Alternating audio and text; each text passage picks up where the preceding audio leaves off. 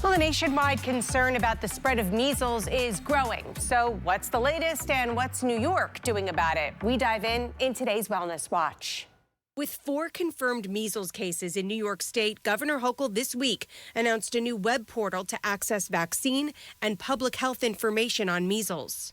So the good news is we're alert, we're vigilant, we're watching, but also we have the power to stop any outbreak. Her concern is less with the outbreak in Texas and more with the outbreak in Ontario, Canada, just to our north, where she says 350 cases have been reported since last fall. Ontario is just across the border, and that is what people need to be aware of and why we're being so vigilant at this time. Vigilant because, as experts we spoke with this week explained, measles is highly contagious. One single measles case is thought to cause, on average, 12 to 18 secondary cases in a completely susceptible population. That's why the governor recommends the best thing you can do is get vaccinated against measles. Now, our concern also lies with the fact that the Health and Human Services Secretary, Robert F. Kennedy Jr., is the nation's leading vaccination skeptic.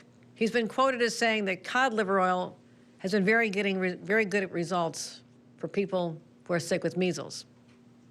Do you agree with that, Dr. McDonald? No, it's terrible. All right, it's terrible. You heard it from Dr. McDonald. It is terrible. Experts say these vaccines are 97% effective if you get both shots in the 2-shot series, 93% if you get just the first shot. And they recommend older people get an updated one because the measles vaccines from the 60s are different from those we have today. If there is an adult who's going to be traveling internationally, or if they're living in an area where there is a measles outbreak, there's no harm in getting a booster dose. Stick with the doctors, stick with the facts.